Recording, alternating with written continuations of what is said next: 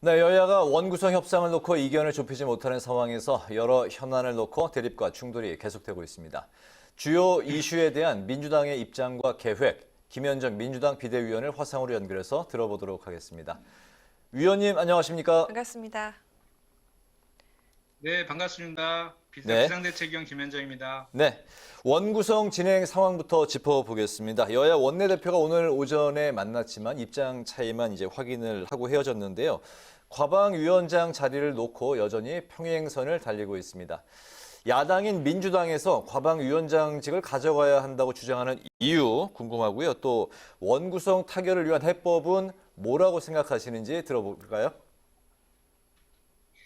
네, 다들 아시겠지만 지금 경제와 민생이 백척간도와 풍전등화에 있어요. 지금 뭐 다들 아시겠지만 경제 성장률도 3.2에서 2.6%로 하향 조정되어 있고 가계부채도 1,860조인데다가 최근 하늘에서 이제 빅스텝을 단행해서 그냥 있어도 이자 부담이 연 17조가 추가로 부담되는 그런 상황이거든요. 거기에 월세 대란에 부동산 가격 하락까지 정말 그리고 주식도 연초 대비 마이너스 23%가 폭락해 있는 이런 상황이거든요. 이런 경제와 민생이 악화된 상황에서 정말 여당이 지금 책임감을 가지고 빨리 원구성을 마무리해서 입법을 통해서 이런 민생 경제 해결을 뒷받침할 수 있도록 해야 되는데 그 책임감을 지금 방기하고 있어서 대단히 안타깝다라는 말씀을 드릴 수밖에 없고요. 그리고 과방위에 대해서 반드시 이렇게 여당에서 해야 된다는 주장을 하고 있는데 이는 그동안에 검경과 국정원 등 사정기관에 의해서 방송까지 장악하려는 그런 의도가 있다라고 생각할 수밖에 없습니다. 그동안 역사적으로 보면 항상 그 공영방송의 이사와 사장의 임명 등을 통해서 경영진을 통해서 방송 장악을 해왔던 그런 사례들이 있지 않습니까? 그래서 이런 사례들을 보더라도 그리고 또 최근에 그 정부에서 한상혁 방통위원장의 사퇴를 종용하고 사퇴하지 않자 국무회의 참석도 지금 거부하고 있고 지금 감사원에서 대대적인 지금 방통위 감사를 지금 진행 중에 있지 않습니까? 그렇기 때문에 그 방통위는 그 야당에서 오히려 맡아서 하는 것이 방송의 독립성과 중립성을 지키는 차원에서도 필요하다고 보고요. 그리고 지금 그 권성동 원내대표가 국회의장의 중재로 여야 간에 논의할 때 과학기술 정책이 대단히 중요하기 때문에 과방위를 여당이 해야 된다고 얘기했다 그랬거든요. 그래서 의장께서 그러면 과방위와 방송통신을 분리해서 하자라고 하는 것에서는 또 반대를 했거든요. 이런 것들을 종합적으로 봤을 때 여당에서의 의도는 그 방송을 장악하려는 것에 의도가 있다라고 저희는 판단할 수밖에 없고 그렇기 때문에 더불어민주당은 그 방송의 독립성과 중립성을 위해서 반드시 우리가 그 가방을 가져와야 된다 이렇게 생각합니다. 네, 대우조선해양의 하청업체 파업이 48일째입니다. 오늘 윤석열 대통령 기다릴 만큼 기다리지 않았냐라면서 공권력 투입 가능성을 시사했는데요. 민주당도 당 차원에서 TF를 꾸렸습니다. 어떻게 앞으로 접근을 해 나가실 계획입니까?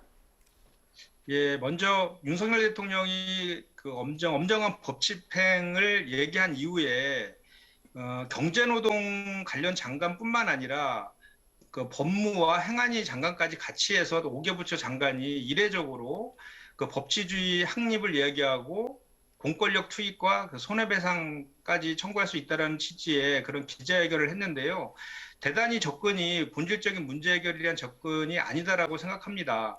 이번 그 48일째 이어지는 그 대우조선해상 하청업체의 파업은 그 세계 1위를 달리고 있는 조선 강국에서 하청업체들의 저임금 구조가 산업의 문제로 비화되는 그 저임금의 문제를 해결하는 것이 이 사태의 본질이거든요. 그렇기 때문에 지금 사태에서 정부가 해야 될 역할은 이 하청업체 원하청의 문제를 근본적으로 해결할 수 있는 그 키를 갖고 있는 대우조선해양과 그리고 대우조선해양의 대주주인 산업은행이 그 노사 간의 협상에 나서서 문제를 본질적으로 해결할 수 있도록 중재자의 역할을 하는 것이다 이렇게 생각합니다. 그리고 더불어민주당은 이와 관련해서 오늘 그 긴급 TF를 만들어서 내일 비대위에서 이제 인준할 것인데요. 저희가 하청업체 노동자들도 직접 만났고 또 산업은행 앞에서 농성 중인 노동자들도 만나서 그 사태에 대해서 저희가 충분하게 들었고 이 문제의 근본적인 해결을 위해서 더불어민주당은 앞으로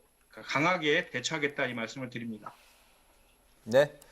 대통령실 사적 채용 논란도 파장이 계속되고 있는데요. 대통령실과 국민의힘은 문재인 정권 때에도 청와대 직원을 그렇게 이제 채용을 했었고 이재명 의원도 경기도지사 시절 별정직 공무원을 시험 없이 이제 채용을 했다고 주장을 하면서 야권의 무리한 프레임 또 정치 공세라는 입장입니다. 여기에 대한 그 민주당의 입장과 대응 계획은 어떤 걸까요?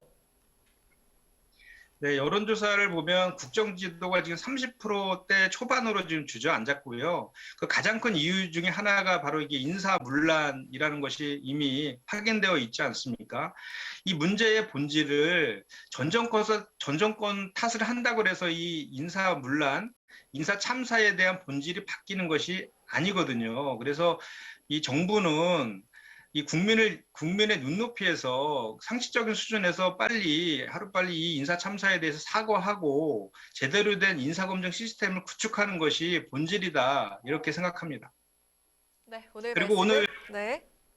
오늘 더불어민주당에서 의총에서 이와 관련해서 이제 인사 문란과 관련돼서 규탄도 하고 또 피켓팅도 했거든요. 그리고 국민의힘에서 지금 탈북어민 북송 사건에 대한 국정조사를 요구하고 있는데 이와 더불어서 우리 더불어민주당에서는 이 인사 참사와 관련된 인사 문란 관련된 국정조사도 함께 추진할 계획이 있다 이 말씀을 드립니다.